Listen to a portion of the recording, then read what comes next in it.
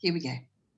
Right, well, hello everyone, and thank you so much for taking part in Blessed Are the Cheesemongers. That's my panel I'm thanking, and thank you viewers for watching and listening. You know, I think as someone who loves cheese, I just think that a good cheese shop is sort of my idea of heaven, basically. And also it's a wonderful way to get you into the world of cheese.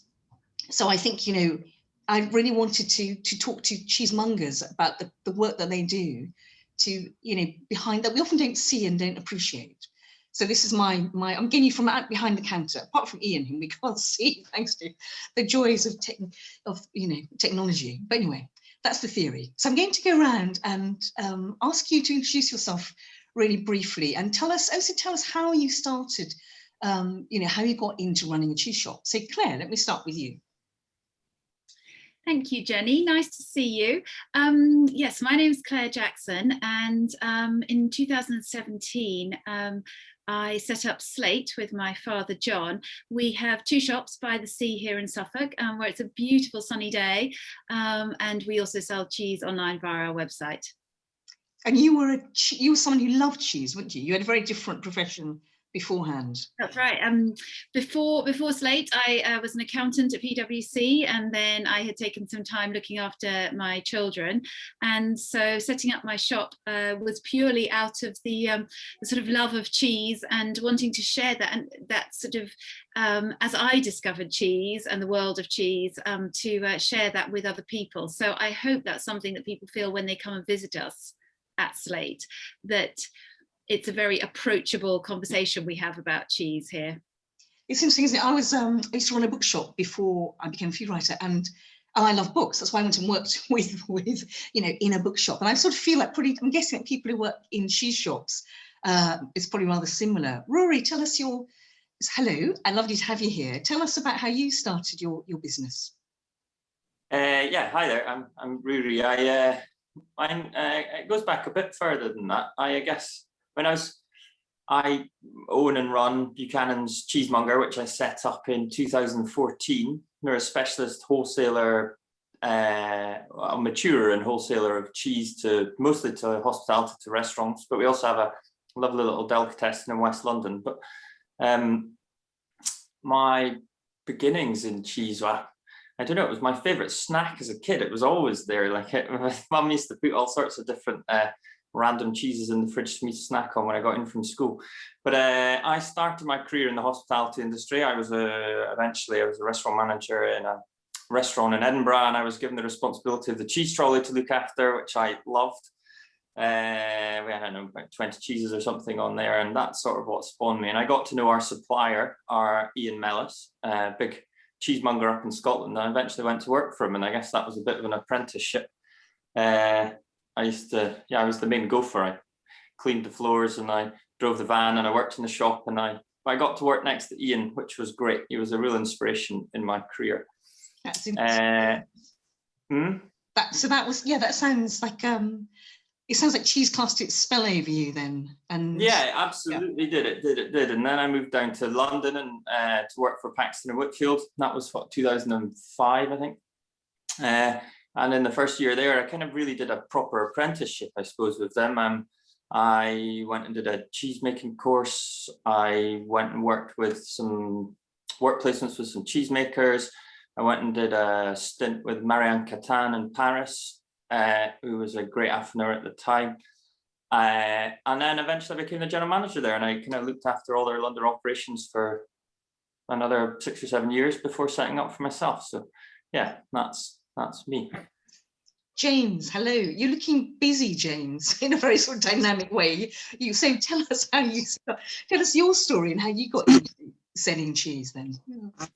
Yeah, well, excuse my background, I'm in the car at the moment. I'm about to go and see Jamie Montgomery amongst another 5 other cheesemakers in the Southwest, which is a bit of a day. But I started probably much like Rory, actually, because I was in restaurants all my working career, running Wilton's and Jermyn Street. In fact, I used to buy cheese from Paxton's until I opened my own cheese shop in 2010.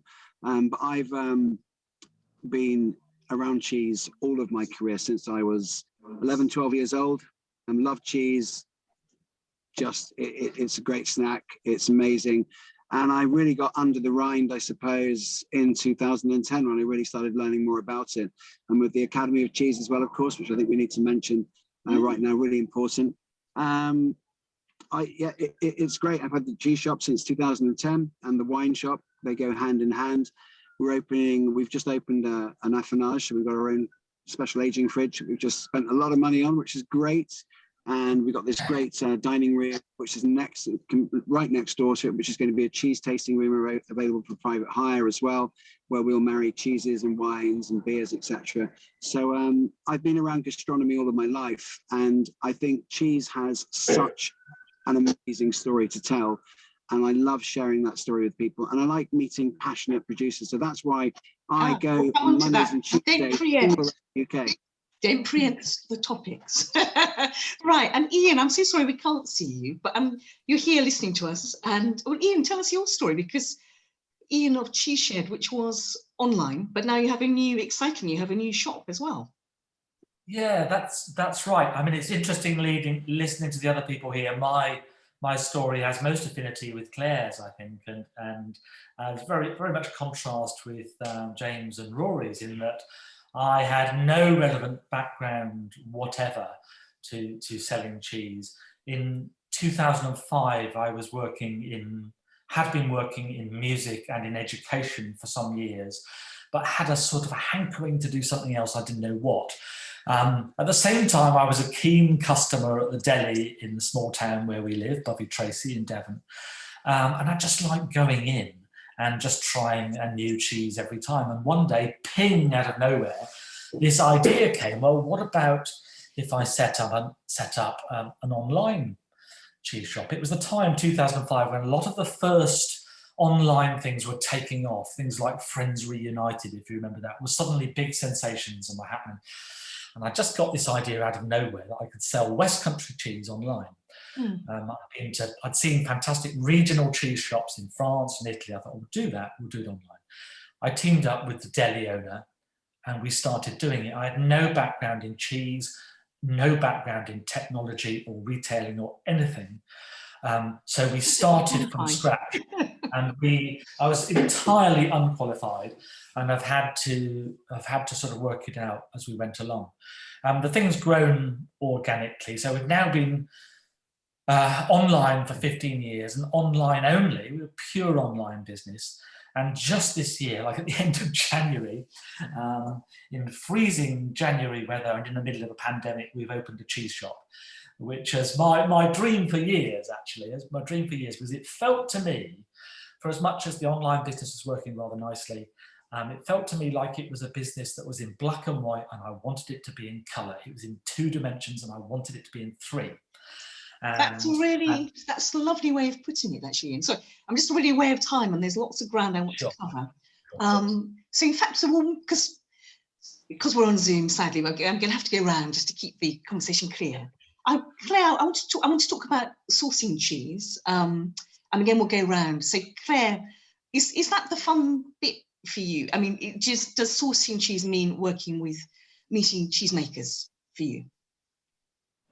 Yes, so we have a range of different ways that we source cheese, through wholesalers and from cheesemongers directly. And I agree with you that is an incredibly fun part of the job, because you get to choose what we have in our counter. You get to taste what's the range, so that we know what's tasting good and at the moment. And so we primarily focus on British cheese, so they are cheesemakers that we know around this country, but also some European offering as well. And it's a really exciting side, because it's such an exploration and ongoing, and it's an area that you can't just say that this is our range and leave it as a static offering. It has to continue be refreshed and also revisited to make sure that we're stocking the very best cheeses that we want to be sharing with our customers. And you specialise obviously in Suffolk cheeses too, don't you? Because you're based in Suffolk. That's quite a strong bit of your offering. It is, because Suffolk cheese, well, East Anglian cheeses rarely get beyond the sort of local market, the farm shops and delis around here. Obviously, increasingly Baron by God and St Jude are known in the wider British market, but we also have Bin and Blue from Catherine Temple up in Norfolk, and we have the Suffolk farmhouse cheeses of Suffolk Gold, and they rarely make it very far, and so it's really nice to be able to champion our local East Anglian offering. Lovely. And Rory, tell me about sourcing cheese. How you do it? What interests you about it? I mean, it's arguably the best bit of the job. I mean, there's not many cheesemakers that aren't in beautiful locations, so it's never too much trouble. Particularly being in central London, it's quite nice to pop over to Devon, or even I spent quite a lot of time over in northern Italy sourcing cheese, and but the last cheese I haven't been much in this last year, but last March, the week before the world closed down, I was in the Alps actually looking at cheese. So yeah, it's a great bit of the job, but it's the people you meet as well. I mean, that's as much to do with the people we sell to. I love meeting people. I like customers, I like suppliers, but they're always, I think, working in the section of the cheese industry that I do, they don't do it to get rich, they do it because they love it. They're very passionate about what they do. They care hugely about the quality of the product, and I think that the producers like selling to good cheesemongers. Like, they'll pick out the best bits and pieces and make sure you've always got great cheese on your counter. It's that interesting collaboration, isn't it, to relationships, which is so fascinating. So James, hello again, and we also start talking about sourcing cheese, which seems quite relevant, guessing to where you are at the moment. Yeah, well, yeah, absolutely. It's very, very much part of my love is meeting the cheesemakers, visiting the cheesemakers. I think the animal husbandry is super important. So really checking the farms and just seeing that they are what I expect. I think animal husbandry is super important in cheese making, and we travel all over the UK, as far as Scotland, to go and see Selina Cairns recently, spending time up there.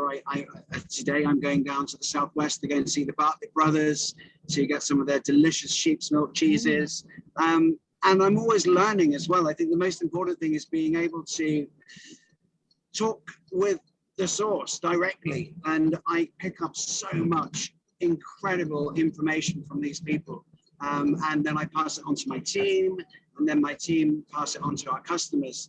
And when we run up to 12, 13 markets a week, as well as the shop and the room that we have, etc., it's really important that we know what we're talking about. Brilliant. And Ian, tell me about sourcing. So you started off obviously wanting to promote Southwest cheeses, from what you said, but did that grow? No, that's always been the concept of the cheese shed, and we've stuck with it.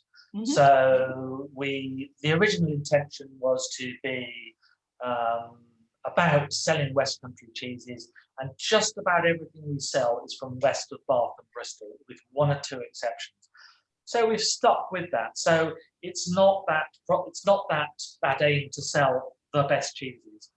We sell the cheeses from our region. We don't sell all of them. We sell the ones that we believe in and that we're excited by.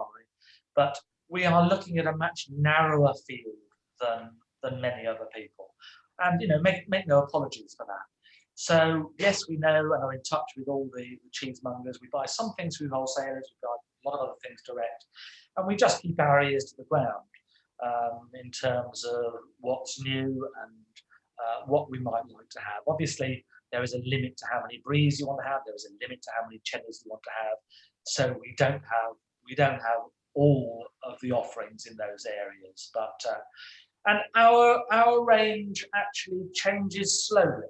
It's been fairly steady and fairly similar. It doesn't change by leaps and bounds. What you'll see at the Cheese Shed is largely what you saw at the Cheese Shed last year. Right, interesting. And let's talk about, because I'm really interested in a way the sort of the work and care that's behind scenes in in a good cheese shop. All the work that you're doing, and then means that when I go in as the lucky customer and I get to pre-pandemic used to get to taste things and try things and buy things, So I just have this sort of lovely finished product, but actually there's a lot of work, isn't there? Claire, touch on some of the, you know, the work of running, which must have been a bit of a revelation for you when running a cheese shop. That was when you had to do VAT and payroll with an accountancy background, but looking after cheese was definitely the bit we had to learn. So, and as you say, Jenny, it is indeed a job, and part of, you know, running a good cheesemongers is looking after each piece of cheese really carefully so that it's in prime condition and translates for the customer that exactly how a cheesemaker wanted it to taste when they made it. We like to keep stock levels pretty tight so that we see a good turnover of cheese in the counter. We don't want anything sitting around too long, and that's been quite a challenge, obviously, over the last few months when there hasn't been much footfall through the shops. And then on a daily basis, it's important to look at all the cheeses in the counter to see what their condition is. There's that sort of balance between, you know, drying out and some might have grown a little bit of surface mold, that sort of thing. And so it's about giving care and attention to each piece of cheese on a as frequent a basis as we can. Yes, a lot of work.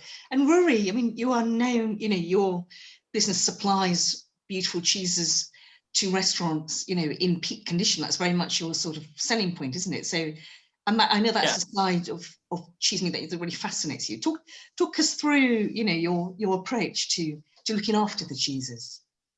Well, it's a bit like kind of Claire said there, you know, it's about looking at each and every piece of cheese. The cheese never arrives the same way exactly twice. And so you need a bit of an assessment on arrival. You know, we've got different temperature and humidified rooms to kind of help control the outcome. You know, I think that the cheese arrives with us really good, but I hope it leaves us great, I guess, is our ambition, that we add that next, you know, the purpose of a good cheesemonger is to look at the cheese. Maybe it needs drying off a bit in a warmer, bigger room with a bigger airflow, and then it might get packed down into crates or cases to then in a colder environment to get the middle to go a bit creamier, or like we really struggle in the winter to keep the humidity up in our main room. We put a lot of water down, but it's really difficult to control humidity in the winter. Yeah, but it's just picking through. I mean, even within one batch of, I don't know, a soft ton worth or something, we'll go through 20 cheeses and we'll have to sort them out into the order that we'll probably use them. And yeah, maybe you don't want them this batch on the top shelf to be better on a lower shelf because it's a bit cooler down there, or, you know, it's just paying attention. It's not, Yes. There is science in it, but I would have said it's more of an art than a science. James, tell us your approach. So caring for cheese, is that a side of selling cheese that interests you, of looking after cheese, working with cheese? Absolutely. I think something I read recently, being an entrepreneur is a bit like being a disc jockey, being able to play the records and making everybody dance properly. Do you know what I mean? It's about getting the right tunes and looking after the cheeses. We've got this incredible cheese room now. We have 3 rooms like Rory. One is set at a different temperature for hard crumbly cheeses. The other is another temperature for soft cheeses, etc. And we have to wash brine cheeses somewhere else just because of their funkiness and not causing that to inflict itself on others. So it's about looking after the product when they come in. We do get cheeses that come in quite wet sometimes, and as Rory said as well, I think drying them out we have to, and get them in their complete condition as far as we're concerned. So as the cheesemonger, it's very much like being a sommelier. We need to choose our cheeses carefully. We need to sell them at the prime time, and we need to try and, without sounding too kind of pompous about it, give that information to our customers so they can continue to learn and develop their taste along with us as cheesemongers. Lovely. Ian, tell us about caring for cheese and, you know, both for your online, obviously you've got your online business and now the real shop. Yes, I'm going to be honest here. I think this is an area where, you know, we have something to learn, possibly quite a lot to learn. We do have, you know, pretty fast throughput of cheese because, you know, we have a lot of online orders going out every day. So cheese isn't generally here for very long. And some of the things some of the gift boxes and things that we sell online allow us to choose the cheese. So that does help us to keep things moving and ensure that we're not stuck with things. So that's an advantage we do have. You know, a lot of things that we sell where we can choose what goes in it, and we can look at, you know, what we should send today, what we should send next week, and so on. But I think we have got stuff to learn there. We've just opened the Cheese Shop, which is a chilled shop, like some of the London and Edinburgh ones. It's the first chilled shop west of Bath and Bristol, I think. And I think we need to learn a bit there. I'm just on the point of forking out a fair amount of money to get a humidifier for it, because we found that it's one thing to keep it at 10 to 13 degrees, but actually it's too dry. So we are, you know, we need to learn how to solve that, and need to learn how to look after the cheeses. And that's a bit of a challenge. I should probably come and spend a week with Rory. Or maybe a month. Yes, quite. Or 6 months. Well, I mean, don't spend too much money on the humidifier. Pour a bucket of water on the floor. It works just as well. Too late. And look, you know, I'm really aware. It's so sad because I'm loving this conversation. I mean, I could talk to you all for hours, but you know, they're very strict instructions to keep it under half an hour because of the whole program events. So we're going to come to an end, but I wanted to end by going around again and just asking you, what's, you know, low point, highlight of having a cheese shop, Claire? What's the low point? What's the high point? So I think for me, the high point is when we have a really busy day, busy Saturday, really vibrant with customers coming through, and just lots of cheese lovers visiting the high street here in Aldborough or in Southwold. I just think that is the best feeling when there's people who are keen to buy cheese and to discover new cheeses. There's such a great vibe in the shop, and if we have a cheesemaker here for some sort of meet the maker event, then that adds a buzz to both the team and to customers. And I really enjoy those busy Saturdays when there's a lot of cheese flying off the shelves to good homes for a Saturday night cheese board. And is there a low point? Quickly, yeah. Low points are probably the opposite. Over the last year, those really cold, windy days where it's been a bit bleak, and both in terms of customers and also weather. Yeah, it's been tough, hasn't it? Rory, what's a low point and a high point of being a cheesemonger? Well, I mean, the high points are pretty easy. You know, it's super easy to be passionate and excited and enthusiastic about a great product. You know, we're not selling industrial cheese, we're selling handmade, delicious cheese. And I take it to passionate, excited chefs that are really excited to see it. So that's easily the high point. I mean, even just in the shop, people don't come into a nice delicatessen to buy cheese, but aren't interested. They're there because they know you've got lots of delicious things to sell. They're engaged before they arrive. So that makes life quite easy. It can be a bit frustrating sometimes when perhaps a member of the public comes in and thinks that they totally know the best. I don't know, they know way more than you do about the products, and so you just have to sit back and agree with them mostly. But I heard a really good quote recently, which is along the lines of our customers sometimes think that they know what good cheese is, but in fact what they know is what cheese has become. I suppose in essence, like, there's a bit of a tendency for more industrial produced cheeses to be quite strong and quite sweet these days, and perhaps that's not a reflection of a traditional artisan cheese, you know, and I think it can skew. I mean, you see it in the wine industry as well, for high alcohol content, hot climate, super strong one-dimensional wines, you know, and I think they can be, so that can be a bit frustrating sometimes, but you know, on the whole, I think it's a pretty good job to have, to be honest. What about you, James? Busy James, what's high point, low point? Yeah. The high point for I think all of my team at number 2 Pound Street is being able to introduce customers to new cheeses, to be able to be that ambassador for cheese makers around the UK, championing British cheeses, which is great, and seeing their feedback, hearing their feedback when they say that was the most totally awesome piece of cheese I've ever eaten. That's a really big high point for us.